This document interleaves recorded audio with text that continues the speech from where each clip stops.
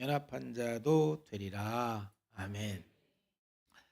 오늘 침례의 의미 제목으로 작년에도 함께 나눈 말씀인데 우리 1년에 한 번씩 함께 이 말씀을 나누도록 하겠습니다.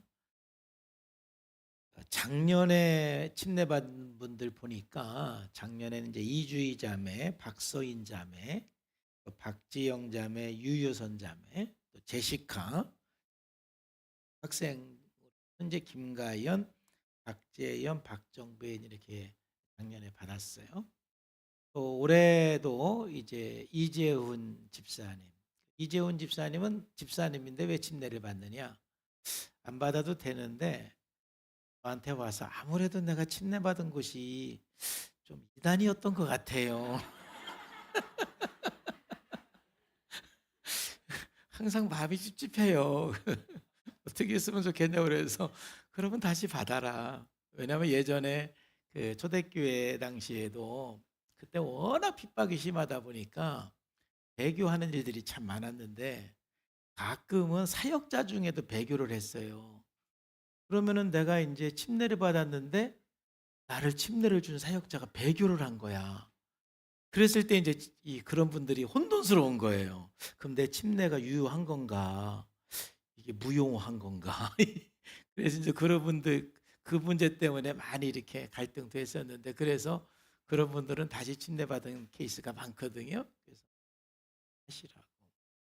우리 이영준 형제 오늘 이따 간증 들어보면 재밌어요. 아주 기대하시고 또 조우진 자매, 또 이유진, 황보란 이렇게 하고 이제 학생, 이제 청년에는 박상현 그리고 학생 초예은 구민찬 이렇게 봤는데 참 오늘 아침에 제가 너무 저도 감동받았어요. 이게 제시카가 보낸 사진이에요. 제시카가 아침마다 산책을 하는데 오늘 그 침례를 받으면서 침례 받는 분들을 위해서 기도하고 이렇게 한 것 같아요. 그러면서 마태복음 3장 16절에 보면은 예수께서 침례를 받으시고 곧 불에서 올라오실새 하늘이 열리고 하나님의 성령이 비둘기 같이 내려 자기 위에 임하심을 보시더라. 할렐루야. 오늘 비둘기 같이 성령이 많은데 저 위에 비둘기 몇 마리 앉아 있어요? 8마리. 비둘기가 8마리가 앉아 있는 거야. 그래서 저분이 놀란 거예요. 그래서 막 사진을 찍어서 저한테 보내준 거예요. 오늘 8명이 침례를 받는데 세상에나 8마리의 비둘기가 저기 앉아서 오늘 성령이 비둘기 같이 내릴 줄로 믿습니다. 자, 또 박수까지. 그래서 해마다 침례 받을 때 기대가 되지만 참 올해는 더 기대가 되는 것 같아요. 오늘 침례 받는 분들에게 성령이 비둘기같이 임할 줄로 믿습니다. 저분은 일상에 이런 기적들을 잘 경험해요. 아주 재밌는 분이에요.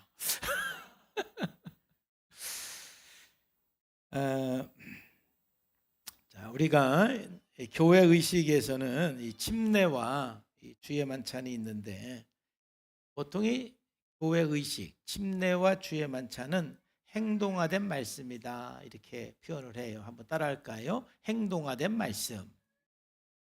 그러니까 이 성경이 기록된 말씀이라면 지금 제가 설교하는 것은 선포되는 말씀. 그리고 이런 침례나 이 주의 만찬, 성찬식은 행동화된 말씀이다. 즉 우리가 뭔가 의식에 참여하는 그 행동을 통해서 하나님의 계시를 경험하고 하나님의 사랑을 경험하며 또 내가 하나님 앞에 행동으로서 결단하고 나가는 시간이다. 이런 의미이죠. 특별히 오늘 침례 받는 사람들은 그 침례를 통해서 우리의 신앙을 결단하고 고백하고 모든 성도들 앞에 나는 예수님을 믿는 사람입니다 라고 공표하는 시간입니다. 그래서 오늘은 침례는 누가 받는가, 침례의 조건과 또 침례가 어떤 의미가 있는가, 침례의 의미에 대해서 여러분들하고 간단하게 나누기를 원합니다. 여러분, 침례의 조건은 뭐냐면은 침례는 누가 받느냐? 그냥 침례는 예수 믿으면 받는 거예요. 침례의 조건은 오직 예수님을 믿는 겁니다. 어떤 사람들은 침례를 받으라고 그러면 아유 목사님 저는 예수님을 믿기는 믿는데 아직 확실하지가 않은 것 같아요. 아직 성장하지를 못했어요. 제 믿음이 너무 아직은 연약해요. 그러니까 내년에 받을게요. 그래. 그럼 내년이면 확실해집니까? 여러분 침례는 내가 믿음이 확실해지고 또 내가 막 믿음이 커지고 내가 지금 어떤 핍박이 와도 나는 절대로 막 이 믿음은 버리지 않겠다. 이런 믿음이 돼서 침례를 받는 게 아니고 침례는 내가 예수님을 믿기로 결정했으면 좀 부족하기도 하고 때로는 좀 의심도 되고 또 때로는 자기 스스로도 내가 예수 믿었나 막 꼭 그렇게 갈등이 생기더라도 내가 분명히 예수님 믿었으면 그 결심은 내가 한 것이고 또 성령님께서 감동 주셨기 때문에 한 결단이기 때문에 내가 믿기로 결정했으면 침례를 받는 거예요. 그래서 사도행전 2장 38절 말씀에 보면은 베드로가 이르되 너희가 회개하여 각각 예수 그리스도의 이름으로 침례를 받고 죄 사함을 받으라 그리하면 성령을 선물로 받는다 그랬는데 여기 보면은 회개라는 단어가 나오고 또 침례라는 단어, 죄 사함, 성령의 선물 이렇게 중요한 단어가 나오는데 이 회개, 침례, 죄 사함, 성령의 선물은 이게 동시적인 사건이에요. 즉 회개할 때 회개한 사람이 침례를 받고 또 죄사함을 받고 또 동시에 성령을 선물로 받는 것입니다. 우리가 여러 가지 이제 시간과 장소적인 제약 때문에 예수님을 믿고 회개를 한 후에 좀 이렇게 우리 교회는 1년에 한 번씩 이렇게 침례식을 하지만 예수님을 믿고 회개하고 침례를 받고 죄사함 받고 성령을 선물로 받는 것은 동시적인 사건이다. 그러니까 내가 예수님을 믿기로 결정을 했으면 또 바로 우리가 침례를 받는 것이 마땅한 겁니다. 여러분 우리가 믿음을 보면은 로마서에 보면은 우리가 마음으로 믿는 믿음이 있고 입으로 시인하는 믿음이 있어요. 내가 만일 내 입으로 예수를 주로 시인하며 또 하나님께서 그를 죽은 자 가운데서 살리신 것을 내 마음에 믿으면 구원을 받으리라. 사람이 마음으로 믿어 의에 이르고 입으로 시인하여 구원에 이르느니라. 이런 마음으로 믿어야 되거든요. 성령이 감동을 해서 내 마음에 믿음이 생기고 내가 주님을 믿습니다. 여러분의 마음으로 믿음을 믿는 거예요. 믿음을 갖는 거예요. 자, 그런데 여러분들이 마음으로 믿은 것은 반드시 자꾸 입으로 시인을 해야 됩니다. 그럼으로써 여러분들의 믿음이 확증이 되고 커지는 거예요. 여러분들이 마음속으로만 이렇게 믿고 있고 입으로 시인을 하지 않으면 그 믿음이 자꾸 이렇게 자라지 않고 소멸될 수가 있어요. 그래서 제가 예배 시간마다 이렇게 헌신 시간을 갖고 또 여러분 기도받기를 원하는 분, 예수 믿기를 원하는 분, 또 재헌신하기를 원하는 분 기도하라고 그러는 것은 여러분들이 이 설교를 들으면서 마음속에 뭔가 이렇게 헌신이 되고 또 마음속에 뭔가 결심이 되고 마음속에 뭔가 이렇게 믿음이 견고해졌으면은 시인을 해야 돼요. 이렇게 나와서 기도받는 게 이게 시인하는 거거든요. 행동하는 거거든요. 그 여러분들이 마음속에 이렇게 결심하고 믿었던 것들을 자꾸 누구에게 시인을 하거나 이렇게 나와서 결단을 이런 행동을 안 하면은요. 그 마음 먹은 것이 금방 소멸이 돼 버려요. 그래서 마음으로 믿고 입으로 시인을 해라. 그러니까 우리의 믿음은 계속해서 시인을 해야 되는 거예요. 여러분 침례는 내가 예수님을 마음으로 믿은 것을 우리 모든 성도들 앞에 공개적으로 나는 예수님을 믿는 사람입니다 라고 시인하는 거예요. 이 시인이 여러분들에게 굉장히 중요한 거거든요. 자, 그래서 이제 우리가 여러분들이 좀 믿음에 대해서 오해를 하는 부분들이 있기 때문에 제가 좀 믿음의 두 가지를 좀 설명을 드리면 첫째는 이 구원의 믿음이 있거든요. 그러니까 오늘 침례를 받는 사람들은 여러분들이 믿음이 크냐 작냐 이건 중요하지 않아요. 또 여러분 믿음이 확신이 있느냐 없느냐 이게 중요하지 않고 내가 믿었냐 안 믿었냐 이게 중요한 거예요. 내가 예수님을 믿기로 결정했냐 결정하지 않았냐 이게 중요한 거예요. 물론 여러분들이 예수님을 믿기로 결정했다라는 것은 성령님이 나에게 감동을 주셔서 내가 예수님을 믿기로 결정하는 거예요. 그러니까 성령의 감동과 함께 자기 결정이 있는 거잖아요. 그럼 내가 결정을 했으면 여러분 믿기로 결정을 했고 믿음을 가진 거잖아요. 그러면은 그 믿음에 대해서 내가 아직 조금 확신이 부족하더라도 내가 믿기로 결정했습니다. 내가 믿었습니다. 그러면 여러분들은 믿음이 있는 것이고 그 구원의 믿음이 있으면 침례를 받는 거예요. 여러분 에베소 2장 8절에서 9절에 보면은 우리가 구원받는 것은 어떤 큰 믿음, 뭐 확실한 믿음을 통해서 구원받는 것이 아니라 그냥 믿음이 있으면 구원받는 거예요. 너희가 그 은혜를 인하여 믿음으로 말미암아 구원을 얻었나니, 여기서 보면 믿음으로 말미암아 구원을 받았다 그러잖아요. 또 이것은 너희에게서 난 것이 아니요 하나님의 선물이다. 하나님의 선물이라는 거예요. 행위에서 난 것이 아니니 이는 누구든지 자랑하지 못하게 하려 함이니라. 우리의 행위를 통해서 구원받는 게 아니라는 거예요. 구원은 하나님의 선물이다. 우리 행위를 통해서 나오는 것이 아니다. 구원은 오직 내가 믿기로 결정하면 내가 하나님의 자녀가 되고 구원받았다라고 선언하는 거예요. 여러분 요한일서 5장 11절 12절에서도 구원의 조건은 단순해요. 아들이 있으면 구원을 받았고 아들이 없으면 구원을 못 받았다. 그냥 너무 단순해요. 심플해요. 또 증거는 이것이니 하나님이 우리에게 영생을 주신 것과 이 생명이 이 아들 안에 있는 그것이니라. 아들이 있는 자에게는 뭐가 있고? 생명. 여기서 아들이 있다라는 게 뭐예요? 아들은 누구예요 여기서? 예수님이죠. 그러니까 예수님이 있다 이 말은 내가 예수님을 믿었다. 예수님을 믿었으면 생명이 있고, 그 다음에 하나님의 아들이 없는 자, 하나님의 아들이 없다라는 말은 내가 예수님을 안 믿었다라는 말이에요. 예수님을 영접하지 않았다라는 말이에요.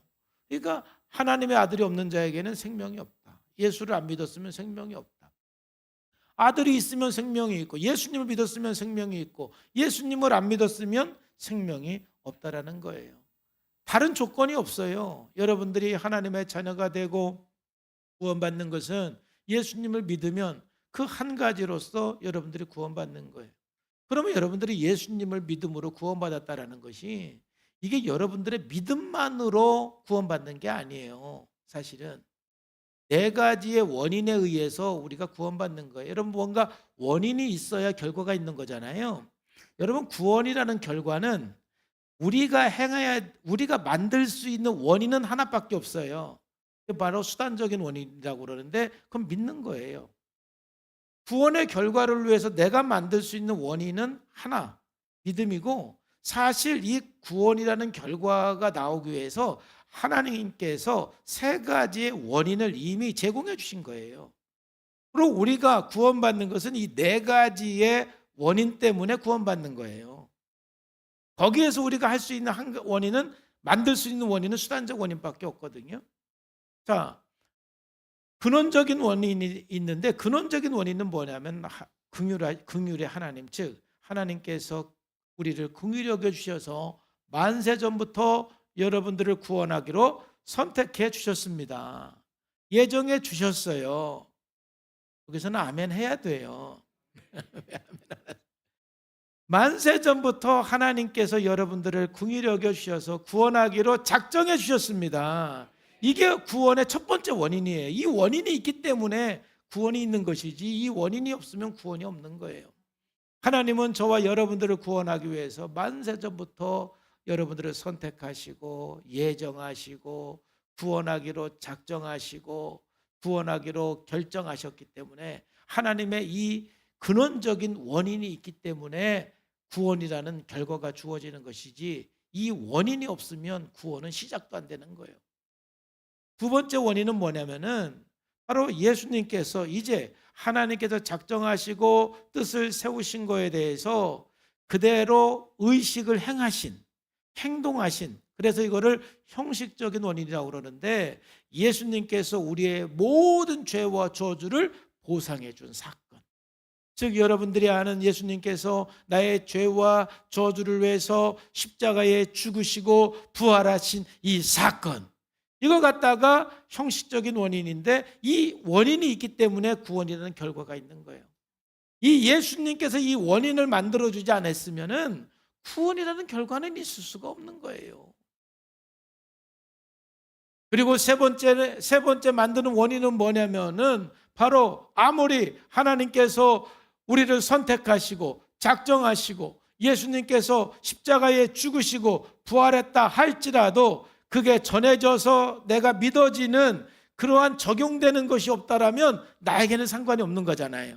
근데 성령님께서 그 주님의 그 근원적인 원인과 형식적인 원인이 내게 증거가 될 때 나도 모르게 내 마음속에 그런가 하는 어떤 그 감동, 나도 믿어야 되겠다라는 그런 그 감동을 주시는 분이 누구라고요? 성령님이신데 이게 유효적 원인이라는 거예요. 성령님께서 이런 원인을 만들기 때문에 구원이라는 결과가 있는 거예요. 그리고 마지막으로 우리가 만들 수 있는 원인은 믿음이에요. 이 모든 것을 믿기로 결정을 할 때 구원을 얻을 수 있는 원인을 우리가 만드는 거거든요. 그러니까 이 구원은 이 네 가지의 원인 중에서 하나라도 빠지면 구원이라는 결과가 없는 거예요. 이 네 가지의 원인이 있기 때문에 구원이라는 결과가 이루어지는 거예요. 그런데 우리가 만들 수 있는 원인은 몇 가지밖에 없다고요? 하나밖에 없고 나머지 세 가지는 하나님이 만들어준 원인이기 때문에 아까 에베소에서 말씀한 것처럼 그래서 구원은 선물인 거다. 그래서 구원은 네 행위로 되는 게 아니다. 이 네 가지의 원인을 통해서 구원이라는 결과가 이루어지는 거예요. 그러므로 우리가 구원을 받았을 때 내가 예수님을 믿는다 그럴 때 그 원인은 한 가지로 구원받는 게 아니다 말이죠. 내가 예수님을 믿을 때 이 앞에 있는 세 가지의 원인이 그대로 나에게 적용이 되어서 구원을 우리가 받는 거예요. 그렇기 때문에 내가 예수님을 믿기로 결정했냐 안 했냐 이게 중요한 것입니다. 예수님을 믿기로 결정하고 예수님을 받아들이기로 결정하는 순간 나를 위해서 영원 전부터 선택하시고 작정하신 그 하나님의 은혜와 예수 그리스도의 십자가의 그 은혜와 성령의 그 모든 은혜가 나에게 선물로 주어지고 은혜로 주어져서 우리가 하나님의 자녀가 되는 구원의 사람이 되는 거예요. 그래서 우리 믿음이 중요한 것입니다. 우리의 믿음의 대상이 되는 하나님께서 이런 원인들을 만들어주지 않았다면 우리 믿음이 아무것도 아닌 거예요. 그런 의미에서 정말 우리가 믿는다고 말할 때 적어도 우리가 두 가지를 받아들이는 건데 첫 번째는 하나님의 사랑을 우리가 받아들이는 거죠. 첫 번째, 두 번째, 세 번째 그 원인을 긍휼의 그 하나님, 내 모든 죄와 저주를 보상해 주신 예수 그리스도의 그 사랑, 끊임없이 믿을 수 있도록 감동해 주시고 깨닫게 해주시는 그 성령님의 사랑을 우리가 인정하고 받아들이는 것, 이게 믿기로 결정하는 거거든요. 로마서 5장 8절에 보면은 우리가 아직 죄인 되었을 때에 그리스도께서 우리를 위하여 죽으심으로 하나님께서 우리에 대한 자기의 사랑을 확증하셨느니라.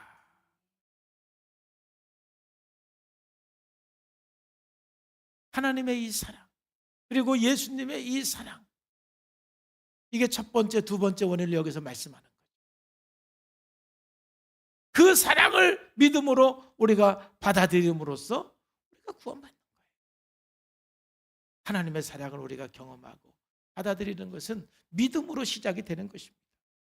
자, 두 번째로는 내가 믿는다라는 건 뭐냐면은 하나님의 약속을 받아들이는 거예요. 여러분, 구원은 여러분들의 생각으로 이루어지는 게 아니에요. 어떤 사람들은 구원은 믿기만 하면 됩니다. 왜냐하면 하나님께서 또 예수님께서 성령님께서 이미 구원을 위한 모든 원인들을 이미 만들어 놓으셨기 때문에 우리는 이제 믿기만 하면 됩니다. 그러면 어떤 사람은 그래도 어느 정도 선을 행해야 되는 거 아닙니까? 그게 하나님의 약속이에요? 자기 생각이에요? 그래도 이건 자기 생각이에요? 하나님 말씀이에요? 자기 생각이잖아. 여러분, 구원은 여러분 생각으로 되는 게 아니에요. 하나님께서 분명히 약속했잖아요. 아까 요한 1서 5장 12절에 있는 것처럼 아들이 있는 자에게는 생명이 있고 하나님의 아들이 없는 자에게는 생명이 없다. 너무 단순하게 간단하게 네가 믿으면 생명이 있는 것이고 네가 안 믿으면 생명이 없는 거야. 네가 믿으면 구원이 있는 것이고 네가 안 믿으면 구원이 없는 거야. 하나님은 그렇게 단순하게 말씀하는 거예요. 그런데도 불구하고 안 믿으면 할 수가 없는 것이지. 나의 선택이고 또 나의 결정이란 말이에요. 그런 의미에서 오늘 8명이 예수님을 믿기로 결정하고 침례를 받는 것은 우리가 이 땅에 살면서 가장 위대한 결단과 위대한 오늘 역사가 이루어지는 날인 것을 믿습니다. 여러분들이 살면서 수없이 많은 선택을 하고 수없이 많은 결정을 했지만 나를 선택하시고 나를 위해 십자가에 죽으시고 또 나에게 성령님께서 감동해 주시는 그 은혜가 있을 때에 내가 그 예수님을 믿겠습니다라고 결정하고 결단하고 침례를 받는 것은 여러분의 인생의 최고의 결정이고 최고의 선택이며 최고의 축복을 주는 사건입니다. 이 믿음이 보통 믿음이 아닌 거예요. 여러분이 믿기를 결정한 것은 정말 역사적인 사건이고 놀라운 사건입니다. 오늘 침례받는 8분들에게 그리고 침례 이미 받은 모든 분들에게 하나님의 큰 은혜와 축복이 있기를 주님의 이름으로 축복합니다. 이 침례는 이처럼 믿기를 결정했으면 받는 거예요. 자, 그런데 우리 믿음은 이 믿기를 결정한 믿음만 있는 것이 아니라 큰 믿음도 있고 작은 믿음도 있어요. 이걸 갖다가 우리는 삶의 믿음이라고 그래요. 그럼 여러분들이 구원받은 것은 있냐 없냐예요. 예수님을 믿었냐 안 믿었냐. 자, 그러면 그 예수님을 믿기로 결정했으면 그 다음부터는 여러분들이 작은 믿음이 아닌 큰 믿음을 갖도록 여러분들이 훈련하고 하나님 앞에 기도해야 돼요. 자, 왜냐하면 크냐 작냐 이 믿음은 여러분들의 치유와 관계가 있어요. 응답과 관계가 있어요. 그러니까는 여러분들이 구원과 관계 있는 것은 있냐 없냐예요. 내가 믿기를 결정했냐 아무리 작은 믿음이라 할지라도 또 때로는 가끔 내가 의심이 되는 믿음이라 할지라도 여러분들이 믿기를 결정했으면 하나님의 자녀가 되었습니다. 그런데 여러분들이 하나님의 기적을 경험하고 치유를 경험하고 은혜를 경험하고 능력을 경험하려면 믿음이 커져야 돼요. 그건 믿음이 크냐 작냐예요. 믿음이 크냐 작냐. 그래서 성경에 보면은 믿음이 있냐 없냐를 물어볼 때도 있지만 큰 믿음이냐 작은 믿음이냐 이걸 설명할 때도 있는데 큰 믿음이다 작은 믿음이라고 말할 때는 뭔가 예수님께서 어떤 기적을 베푸실 때나 치유하실 때나 그런 어떤 그 능력을 행하실 때에 믿음이 크냐 작냐 이게 나오는 거예요. 그럼 마태복음 8장 10절에서 13절에도 보면은 이스라엘 중 아무에게서도 이만한 믿음을 본 적이 없다. 예수께서 백부장에게 이르시되 가라 내 믿음대로 될지어다. 할렐루야. 그랬더니 어떻게 됐어요? 즉시 그 하인이 이 하인이 난 거는 큰 믿음으로 된 거예요? 작은 믿음으로 된 거예요? 큰 믿음으로 된 거예요. 이거는 믿음이 있냐 없냐가 아니라 크냐 작냐예요. 크냐 작냐. 커야 돼. 여러분 마태복음 8장 26절 말씀에서도 보면은 예수님의 제자들이 풍랑 만나가지고 아주 두려워하잖아요. 두려워할 때에 예수님께서 이르시되 어찌하여 무서워하느냐 믿음이 뭐한 자들아. 지금 예수님의 제자들이 예수를 믿어요 안 믿어요? 믿음은 있죠. 있냐 없냐서는 있죠. 근데 그들의 믿음은 풍랑을 만났을 때 그 믿음이 컸어요 작았어요? 작았죠. 그러니까 그 풍랑을 보고 어떻게 했어요? 두려워했죠. 우리가 살아가면서 수많은 두려움의 문제, 염려의 문제, 근심의 문제, 또 모든 그 삶에 여러 가지 묶여있는 수많은 문제들이 있는데 우리가 예수님을 믿고 나서 그런 문제들이 해결이 되고 그런 기적을 경험하고 응답을 경험하고 하나님의 이런 능력을 경험하려면 여러분들의 믿음이 더 커지시기를 주의 이름으로 축복합니다. 믿음이 커져야 돼요. 우리 인간이 가지고 있는 근원적인 문제가 특별히 불안의 문제이거든요. 인간은 참 불안 때문에 모든 문제들이 발생하는 거예요. 영적인 문제이든 심리적인 문제. 근데 그 불안의 문제가 치유가 되고 해소가 되기 위해서는 여러분 믿음이 커져요. 믿음이 커지지 않으면 구원받은 하나님의 사람인데도 불구하고 계속해서 불안해하고 염려하고 근심하고 마음에 이게 확신이 부족하니까 구원은 받았는데 불안의 문제에서 무서워하는 문제에서 벗어나지 못하는 경우가 참 많이 있다. 이제 여러분들이 예수님을 믿었으면 염려와 근심과 두려움에서 다 벗어나는 큰 믿음의 사람이 되기를 주님의 이름으로 축복합니다. 그러니까 제가 이 설명을 드린 이유는 침례를 받는 조건은 믿음이 크냐 작냐가 아니다라는 걸 얘기하는 거예요.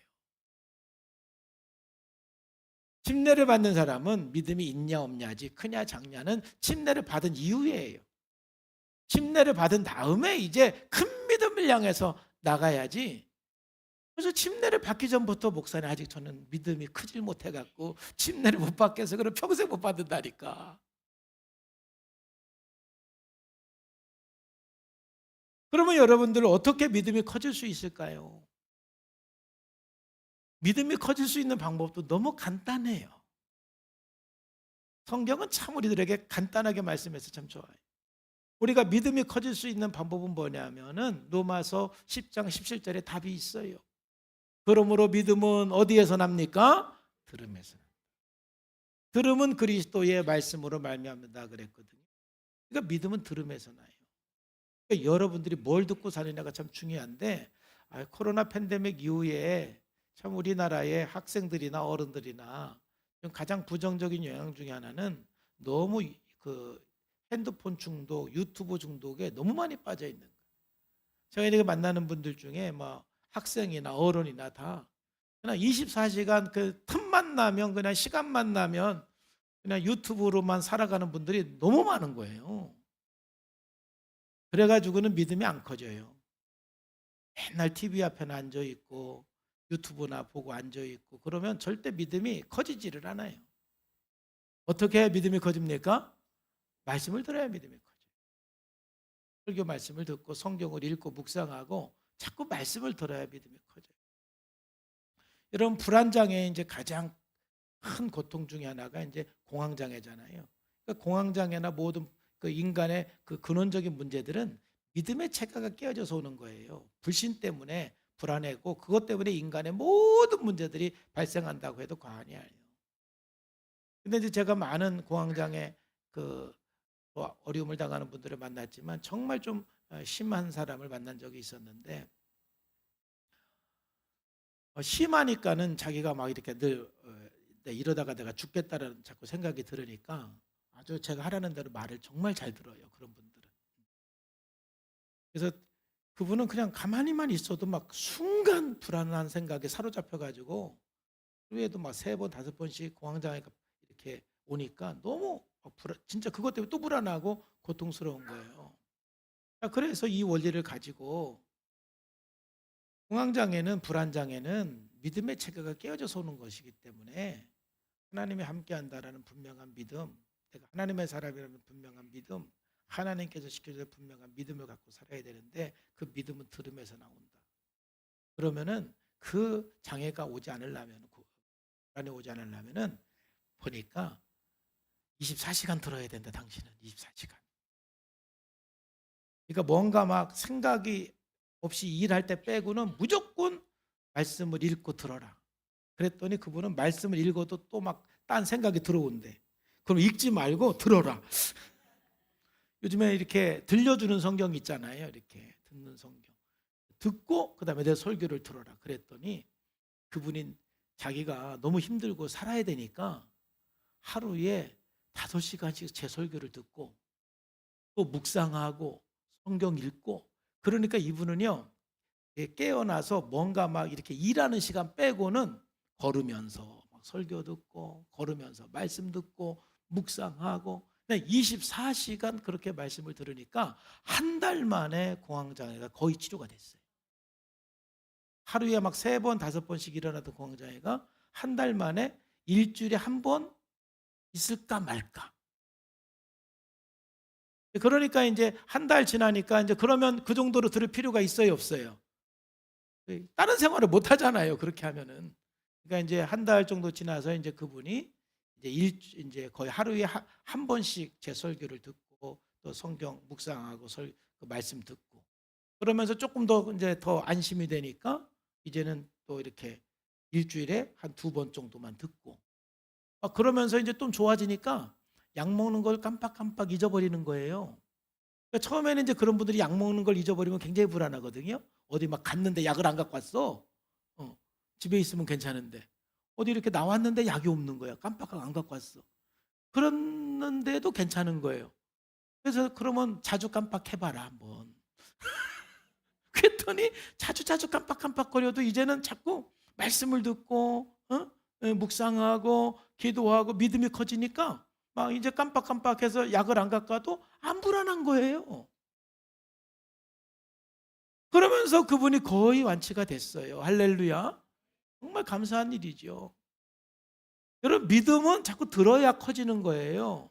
그러니까 여러분들의 그 상태에 따라서 나는 성경을 읽어도 잡념이 들어온다. 그러면은 설교를 듣고 이렇게 듣는 성경을 들으면서 자꾸 생각을 하세요. 왜냐하면 자꾸 외부에서 뭔가 막 들려오니까 내 귀로 외부로 자꾸 말씀을 듣고 성경을 듣는 게 제일 좋은 것 같아요.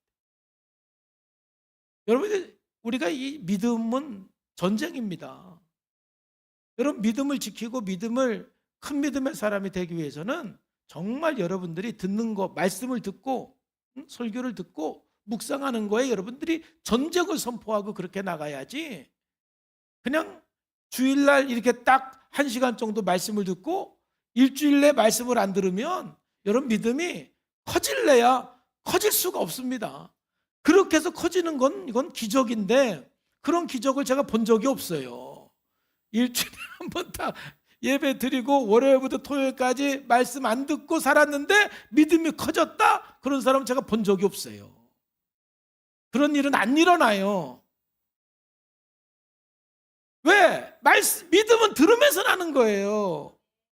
그래서 우리가 뭘 듣느냐가 참 중요한 거예요. 뭘 보고 뭘 듣느냐. 여러분 큰 믿음 되기를 원하면 아멘. 우리 큰 믿음이 돼야 돼요. 그래서 응답받고 능력 경험하고 체험하고 모든 눌린 것으로부터 해방되고 정말 믿음으로 두려움이 떠나가고 염려가 떠나가기를 축복합니다. 치유되기를 축복합니다. 그런 믿음이 커져야 돼요. 침례를 받았으면 그 다음에는 좀 큰 믿음을 향해서 우리가 끊임없이 훈련하고 연습하고 그러면서 우리가 믿음이 커질 때 어느 순간부터는요 정말 두려움 자체가 나한테 오지도 않고 염려 근심 오지도 않고 혹시 오면 왔다가 그냥 7길로 떠나갑니다. 할렐루야. 좀 왔다가 바로 가요. 왔다가.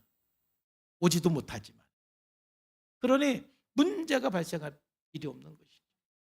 우리가 큰 믿음을 갖고 사는 게 얼마나 중요해요. 여러분 꼭 기억하세요. 인간의 모든 심리적인 영적인 문제는 어디서부터 오는 거라고요? 불신, 불안에서부터 오는 거예요.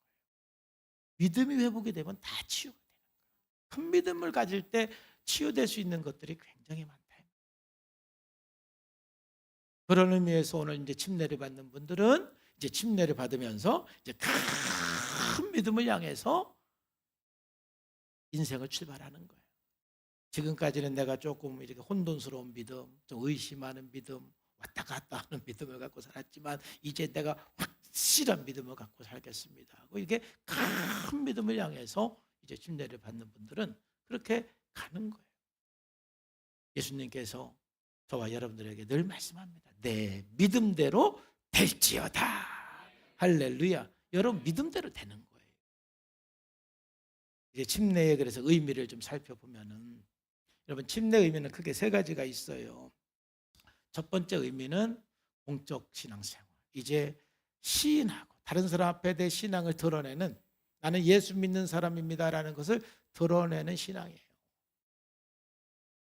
말씀드렸지만 마음으로 믿는 신앙도 중요하지만 시인하는 신앙이 중요한 거예요. 왜? 예수님께서 마태복음 10장 32절에 이렇게 말씀했잖아요. 누구든지 사람 앞에서 나를 시인하면 누구 앞에서요? 사람 앞에서. 나도 하늘에 계신데 아버지 앞에서 그를 시인할 것이요. 누구든지 사람 앞에서 나를 부인하면 나도 하늘에 계신데 아버지 앞에서 그를 뭐하리라? 여러분, 우리 신앙이 얼마나 참 위대한, 우리가 이 세상에 가서 여러분 가장 자랑스러운 것이, 내가 정말 자랑하고 싶고 가장 자랑스러운 게 뭡니까? 예수 믿는 거 아니에요? 적어도 저는 세상 사람들이 교회를 뭐라고 말하거나 말거나, 세상 사람들이 목사를 뭐 어떻게 말하거나 말거나, 저는 예수 믿는 사람 앞에서나 예수 안 믿는 사람 앞에서 제가 가장 자랑스러운 것은 제가 예수 믿는 거이고 제가 목사 된 겁니다. 이걸 감출 이유가 어디 있습니까? 자기들이 예수 믿는 게 얼마나 귀하고 소중한 걸 몰라서 이렇게 그런 것이고, 이 목사라는 직분이 얼마나 참 위대한 직분인 걸 몰라서 막 그냥 부정적으로 말하더라도, 그분들이 뭐라고 말하든 저는 정말 예수 믿는 거하고 제가 목사가 된 게 가장 자랑스러워요. 감출 이유가 하나도 없는 것이죠. 사람들 앞에 내가 예수 믿는 걸 시인하고 사람들 앞에 내가 목사라는 것을 시인하는 게 얼마나 이게 위대한 일입니까? 얼마나 감사한 일이에요. 드러내야 돼요. 지난번에 어떤 목사님이 자기 아들이 이제 회사에 취직을 했는데, 이렇게 얘기를 해보니까 주변에 그래도 이렇게 예수 믿는 사람이 얼마나 있나 하고 이렇게 보니까 그래도 가끔 이렇게 예수 믿는 사람들이 있었대요. 근데 점심시간에 식당에서 사내 식당에서 점심을 먹는데 막 수백 명의 사람들이 먹을 거 아니에요. 기도하고 밥 먹으려고 이렇게 봤더니 기도하고 먹는 사람이 하나도 없더래. 그래서 나도 기도를 하고 먹어야 되나. 근데 자기는 내가 예수 믿는 게 너무 자랑스러운 건데, 내가 이렇게 일할 수 있는 것도 하나님의 은혜이고 건강하게 먹을 수 있는 것도 이게 하나님의 은혜인데, 내가 뭐 다른 사람들 때문에 내가 뭐 기도를 못하고 밥 먹을 이유가 뭐 있어고 다 기도하고 밥을 먹었대요. 할렐루야. 그랬더니 막 사람들이 다 쳐다보는 것 같아가지고 참 우리가 예수 믿는 것을 드러내고 산다라는 것이 뭐 어려운 일이 아닐 수도 있지만은 또 때로는 또 부담이 될 수도 있는 것 같아요. 그러나 여러분, 예수 믿는 거 좀 당당하게 드러내시기를 주의 이름으로 축복합니다. 오늘 이렇게 마태복음에 말씀하잖아요. 네가 나 믿는 거 부끄럽냐? 그럼 나도 부끄러워할 건데. 우리가 예수 믿는 건 너무너무 영광스러운 거예요. 세상 사람들이 몰라서 그러는 거지. 좀 적극적으로 우리가 시인하는 것은, 지금까지 말씀드린 건 좀 소극적인 거라면 좀 적극적으로 시인하는 거냐면 전도하는 거예요. 예수 안 믿는 사람들 보면 여러분들이 좀 전도해야 돼요. 사역리를 좀 읽어주고. 그럼으로써 예수님을 내가 시인하는 거고요. 또 예수 믿는 사람들끼리는 그래서 계속 여러분들 간증하셔야 돼요. 간증. 그래서 오늘 침례받는 분들 다 간증하잖아요. 우리 교회는 침례받는 분들 간증을 피해갈 사람은 없어요. 다 하셔야 돼요. 왜? 사람들 앞에서 내 신앙을 자꾸 얘기를 해야 되거든요. 예수 믿는 사람 앞에서도 간증이 안 되면은 예수 안 믿는 사람 앞에서 어떻게 전도를 할 수 있겠어요? 자꾸 내 믿음을 시인하고 입 밖으로 이렇게 말을 하고 행동으로 보여주고, 그럴 때 우리는 책임감 있는 그리스도인이 될 수가 있습니다. 여러분들이 왜 시인 안 해요? 죄 짓고 살라고 시인 안 하는 거잖아, 솔직히 말해서. 내가 예수 믿는 거 들키면은 내 마음대로 못 사니까 얘기 안 듣는 거잖아요. 그래요, 안 그래요? 그렇게 살지 말아요, 진짜. 떳떳하게 내가 예수 믿는 거 드러내고, 나 예수 믿는 사람이다. 그리고 가끔 혹시 넘어지면 예수 믿는 사람도 가끔 넘어질 수 있어 하면 되는 거지 뭐. 그렇지만 나는 빨리 회개하고 빨리 나는 다시 하나님 앞에서 올바른 삶으로 나갈 수가 있어. 이게 예수 믿는 사람이죠. 두 번째로, 이제 오늘 침례받은 분 너무 두려워하지 마시고 그러나 드러내시기를 바랍니다. 이제 자랑하고 다니셔야 돼요. 두 번째로는 이제 오늘 정말 우리 예수 이제 침례받는 분들, 침례받은 분들은요, 저는 이거 너무너무 강조하는데, 옛사람 죽고 새사람으로 살기로 결정하고 결단하는 것이 또 여러분들이 침례받는 거예요. 왜? 오늘 침례받을 때 이제 여러분 물속에 들어가거든요. 물속에 들어가는 건 여러분 죽었다라는 거예요. 오늘 이제 침례받는 분들은 다 여러분들의 본성, 여러분들의 그 죄성, 여러분들의 그 옛사람, 오늘 물속에 들어가서 다 죽기를 바랍니다. 안 죽을 것 같으면 제가 안 꺼내줄 거예요. 다 죽으셔야 돼. 들어갈 때는 주님, 이제 저는 죽습니다. 저는 끊임없이 우리의 옛사람을 가지고 십자가 앞에 나가야 돼요. 십자가 앞에 나가서 매일 죽기를 결정해야 합니다. 그래서 우리 신앙생활의 핵심은 십자가 앞에 나가는 거예요. 날마다 여러분들의 욕심, 탐심, 또 여러분들의 불안, 불신, 과도한 책임감, 영웅 다 가지고 십자가 앞에 나가서 죽으셔야 돼. 그게 안 죽으니까 나도 힘들고 나하고 함께 사는 사람도 힘든 거예요. 죽어야 사는 겁니다. 죽기를 주의 이름으로 축복합니다. 죽어야 돼. 그리고 이제 두 번째로는 부활하신 예수님과 연합해서 사는 것이 바로 침례입니다. 이제 새 사람이 되는 거죠. 이제 지금까지는 내 마음대로 살고 내 뜻대로 살고 내 생각대로 살았지만은 이제는 부활하신 주님과 함께 살겠습니다. 부활하신 주님과 함께 사는 것은 늘 주님의 음성을 듣고 주님의 말씀을 따라서 순종하는 삶인데, 여러분 부활하신 주님과 연합한 그 삶의 모범을 잘 보여준 사람이 저는 다윗이라고 봐요. 참 다윗 시편을 읽어보면은 얼마나 살아계신 하나님과 함께 살고 동행을 했는지.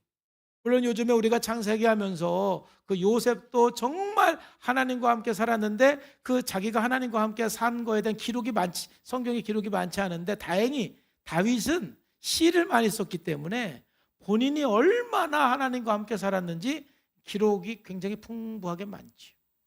참 시편 읽어볼 때마다 정말 그 시대에 어떻게 이렇게 하나님과 동행하며 살았는가, 어떻게 이렇게 새 사람을 입어서 살아계신 하나님과 함께하는 삶을 살았는가.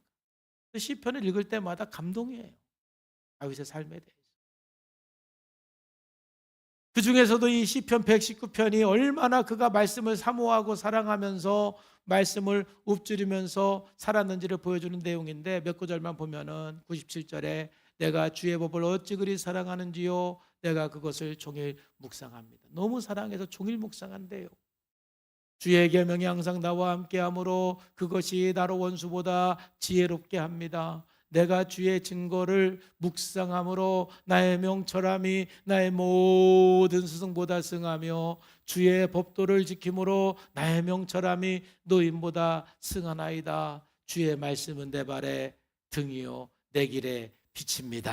할렐루야. 얼마나 살아계신 하나님과 동행을 했는지, 수많은 환난과 어려움과 역경 속에서 그는 살아계신 하나님과 동행을 했는데, 우리가 침례받는 것은 뭐냐면 이제는 살아계신 하나님, 부활하신 주님과 이렇게 함께 살겠습니다.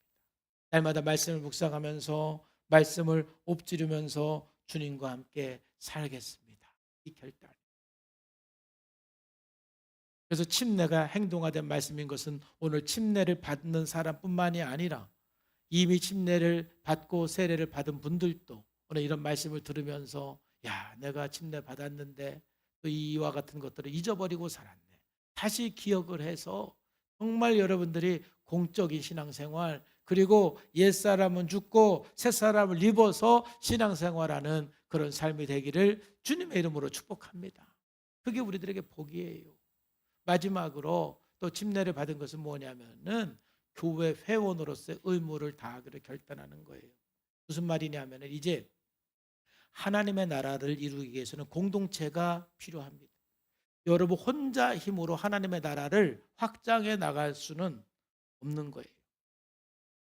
이 땅에 하나님의 나라가 이루어지도록 이 공동체가 함께 연합해서 이 땅을 하나님의 나라로 이루어 가야 돼요. 그러기 위해서는 이 교회 공동체가 얼마나 중요한지 몰라요. 이 교회 공동체는 한 사람 한 사람의 헌신과 희생을 통해서 교회 공동체가 이루어지는 거예요. 내가 이제 침례를 받는 것은 이제 성산교회 교회 공동체로서 우리가 함께 의무를 다하고 헌신을 하면서 우리 성산교회가 건강한 교회가 되어서 이 지역과 이 지역을 넘어서 서울, 또 서울을 넘어서 대한민국, 또 대한민국을 넘어서 전 세계에 하나님의 나라를 확장해 나가는 공동체로 세우는데 내가 함께 힘을 보태고 헌신하겠습니다. 할렐루야. 이 결정이 바로 저는 우리나라 역사를 보면은 정말 하나님의 특별한 은총이 있는 나라가 우리나라인 것 같아요. 정말 대단한 나라이고 요 근래는 우리나라에 대한 자부심, 참 우리나라가 참 대단하다. 특히 이런 K-팝이라든지 우리 한국 문화가 전 세계에 몇 년 전만 해도 한국 문화가 이 동남아시아에 막 이렇게 바람을 불었는데 요즘에는 전 세계의 한국 문화에 이렇게 열광하는 뭔가 이 특별한 전쟁이 끝난 지 얼마 100년도 안 됐는데 벌써 이 G8 시대는 말이죠. 엄청난 나라이죠. 근데 이제 어젠가요? 한미일 그런 또 공동 성명을 발표하는 거 보면서 야, 우리나라가 이제 G5에 들어오는 것이 시간 문제겠고. 어떤 사람은 뭐 G2가 된다고 예언하는 분들도 있는데 이 대한민국은 참 대단한 나라예요. 이 조그만한 나라가 이렇게 어떻게 엄청난 일들을 이루어 가는지 지난번에 인공위성 쏜 거를 이렇게 인공위성 성공했잖아요. 그거 볼 때 참 대단한 나라다. 왜 그러느냐면은 하나님의 은혜가 있어서 그렇다고 믿어요. 그렇기 때문에 우리 교회가 건강해져서 앞으로 우리나라가 희망적인 나라가 되고 축복의 나라가 되기 위해서는 건강 공동체가 세워져서 이 건강 공동체를 통해서 우리 나라가 더 하나님의 나라가 확장이 될 때 정말 우리나라 또 우리 후손들은 더 축복된 나라에 살 수 있는 이제 G5에서 막 G2까지 갈 수 있는 그런 축복의 나라가 될 줄로 믿습니다. 이건 여러분 교회 역할이거든요. 오늘 침례 받는 분들과 이미 침례 받은 분들 오늘 말씀을 통해서 다시 한번 결단하고 헌신하면서 정말 내가 이제 믿음이 있는 걸 감사하면서 이제 큰 믿음을 향해서 나가고요. 그리고 이제 침례 받은 사람으로서 어딜 가나 여러분 예수 믿는 것이 가장 자랑스러운 것임을 생각하면서 세상 사람들이 교회를 뭐라고 하든 세상 사람들이 예수 믿는 사람을 뭐라고 하든 정말 여러분들이 예수 믿는 사람으로서 당당하게 드러내면서 신앙생활하고 옛사람 죽이고 새사람을 입어가는 그러한 신앙으로서 나가기를 주 예수님의 이름으로 축복합니다. 기도하겠습니다. 하나님 아버지 감사합니다. 오늘 또 주님께서 말씀하여 주시고 함께 해 주시니 감사합니다. 거룩하신 아버지, 정말 오늘 우리가 8명의 사람들이 침례받는 참으로 기쁘고 영광스러운 날입니다. 우리 모두 예수 믿고 구원받아서 이렇게 침례받고 세례받은 분들 참 복받은 분들인데 오늘 다시 한번 결단하고 다시 한번 하나님 앞에서 기도하면서 이제 믿음의 사람답게 침례받은 사람답게 믿음으로 살아가는 삶이 되게 하여 주옵소서. 예수님의 이름으로 기도하옵나이다. 아멘.